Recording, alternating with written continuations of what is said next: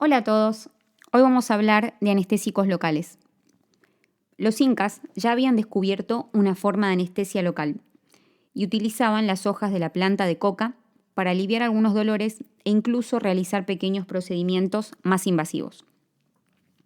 La razón por la cual estas hojas de coca eran útiles no se conoció hasta 1904, cuando se aisló por primera vez en esta planta la cocaína, que fue el primer anestésico local.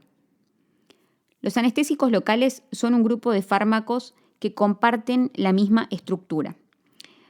Esta está formada por un anillo aromático, responsable de la liposolubilidad, una cadena intermedia, que es la que otorga la potencia del anestésico, y una amina secundaria o terciaria, que sería la porción hidrófila o soluble en agua. En esta cadena intermedia podemos tener un grupo éster o un grupo amida. Y de ahí deriva la clasificación de los anestésicos locales en aminoésteres o aminoamidas. Dentro de los aminoésteres tenemos a la cocaína, la procaína y la tetracaína. Estos son de acción muy rápida, pero duración corta.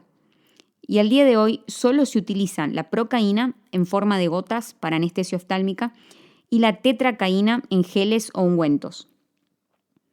Las aminoamidas incluyen las que más usamos en anestesia y son la lidocaína, la bupivacaína y la ropivacaína.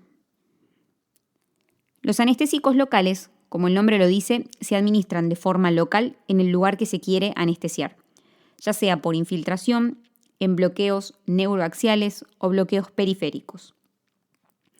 El único que puede usarse también por vía endovenosa es la lidocaína.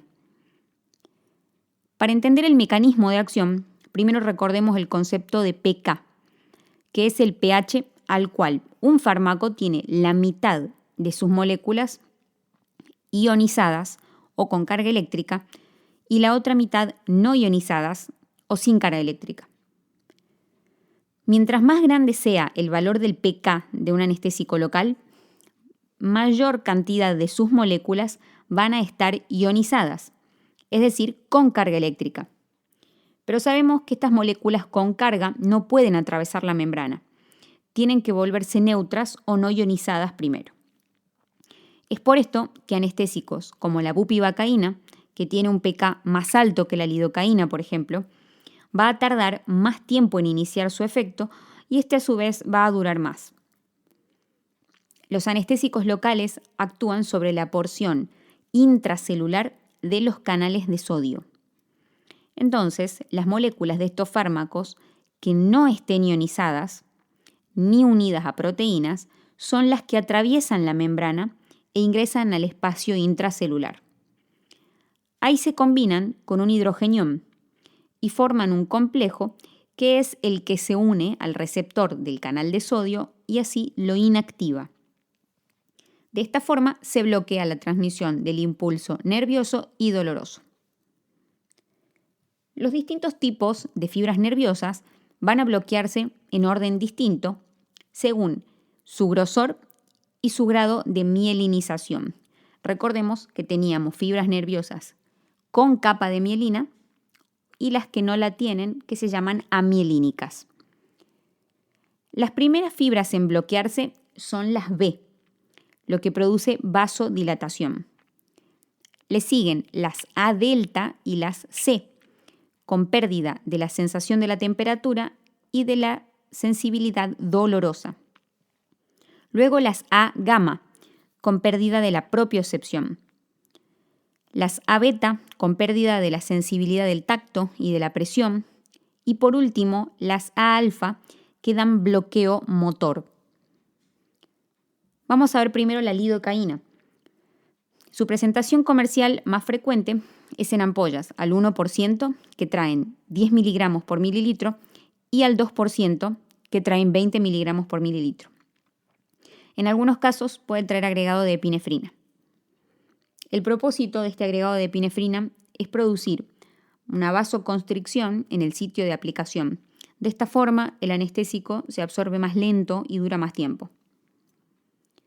Dentro de las aminoamidas, la lidocaína es la que tiene menor pK y menor unión a proteínas. Por lo tanto, es la de más rápida acción y de más corta duración. Inicia su efecto en 1 minuto y en los casos en los que no tenga epinefrina, va a durar entre 2 a 4 horas. Si lleva epinefrina, se puede extender hasta 6 horas. Se puede usar para bloqueos epidurales, periféricos y es el único anestésico local que, como dijimos, se puede administrar por vía endovenosa, ya sea como complemento de la analgesia o en el momento previo a intubar y a extubar, porque disminuye el estímulo que provoca la manipulación de la vía aérea. Para el bloqueo epidural se consideran primero cuántos niveles se quieren bloquear a partir del sitio de la punción. Por ejemplo, si queremos hacer un bloqueo para un reemplazo de rodilla y elegimos hacer la punción en L4, L5, deberá abarcar desde esta altura hasta todo el plexo sacro inclusive. Entonces se calcula 1 mililitro por cada espacio lumbar, 2 mililitros por cada espacio sacro. En este caso son 2 espacios lumbares, de L4, L5 y L5, S1, y 5 espacios sacros. Por lo tanto, tenemos 2 mililitros más 10 mililitros igual a 12 mililitros. Este será el volumen total de lidocaína a usar. Esta misma regla aplica para todos los anestésicos locales administrados a nivel epidural. La dosis para bloqueo periférico es de 3 a 5 miligramos kilo sin epinefrina y de 5 a 7 miligramos kilo con epinefrina. La dosis para intubación o extubación es de 1 a 1.5 miligramos kilo. Y si quisiéramos usarla en infusión continua, la dosis sería de 1 a 2 miligramos kilo hora.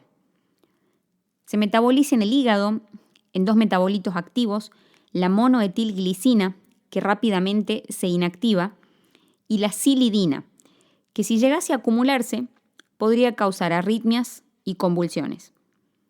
Ambos metabolitos se eliminan por vía renal. La bupivacaína viene en ampollas de 20 mililitros al 0.5% y en ampollas de 5 mililitros también al 0.5%.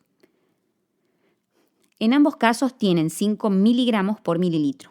La diferencia está en que la ampolla de 5 mililitros es de tipo hiperbárica, lo que quiere decir que tiene más densidad. Y esto es útil en bloqueos neuroaxiales en los que esa densidad ayuda a que el bloqueo se haga más selectivo para una parte del cuerpo.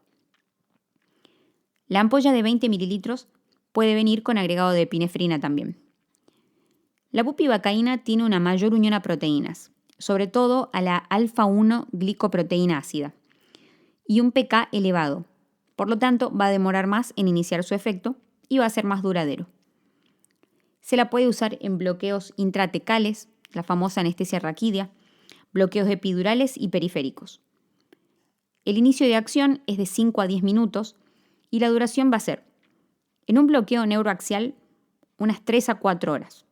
En este caso, solo se utiliza bupivacaína sin epinefrina. En un bloqueo periférico, si usamos bupivacaína sin epinefrina, la duración será aproximadamente de 6 a 8 horas. Y con el agregado de epinefrina puede extenderse hasta 12 horas. La dosis para bloqueo epidural se calcula igual que como vimos para la lidocaína. Y para bloqueo periférico es de 1 a 3 miligramos kilo sin epinefrina y de 3 a 5 miligramos kilo con epinefrina. En estos casos, el efecto va a depender de la concentración de bupivacaína que usemos.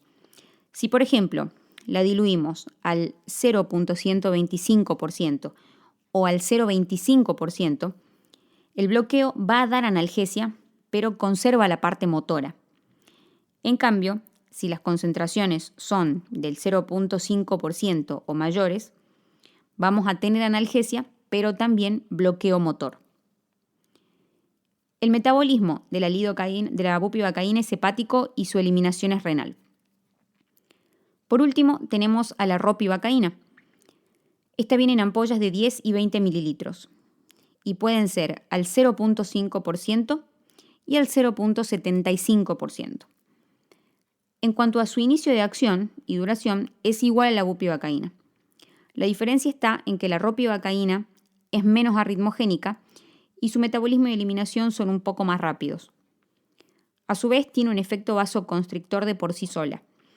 Por tanto, su absorción a la circulación sanguínea es más lenta y esto la convierte en un anestésico más seguro que la bupivacaína. No se la utiliza para anestesia intratecal o raquídea, pero sí para anestesia epidural y para bloqueos periféricos. La dosis para bloqueo epidural se calcula igual que para la lidocaína y la bupivacaína. Y las dosis para bloqueos periféricos es de 1 a 1.5 miligramos kilo. También se sigue la misma regla de las diferentes concentraciones, como ya explicamos con la bupivacaína.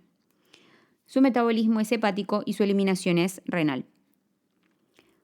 Por último, en cuanto a las contraindicaciones, la absoluta es la alergia a estos fármacos y las relativas son las arritmias en el caso de la bupivacaína y en general las alteraciones hepáticas y renales que puedan dificultar el metabolismo y la eliminación.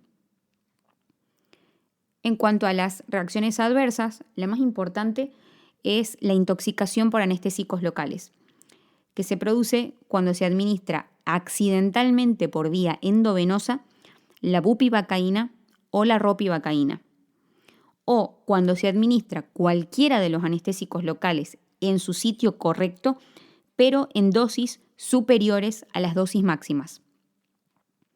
Si la intoxicación es por lidocaína, los síntomas van a ser de tipo neurológico, desde zumbidos en los oídos, sabor metálico, hasta llegar a las convulsiones y a la pérdida de conciencia. En este caso se debe asegurar la vía aérea y mantener al paciente estable hemodinámicamente hasta que se metabolice la lidocaína.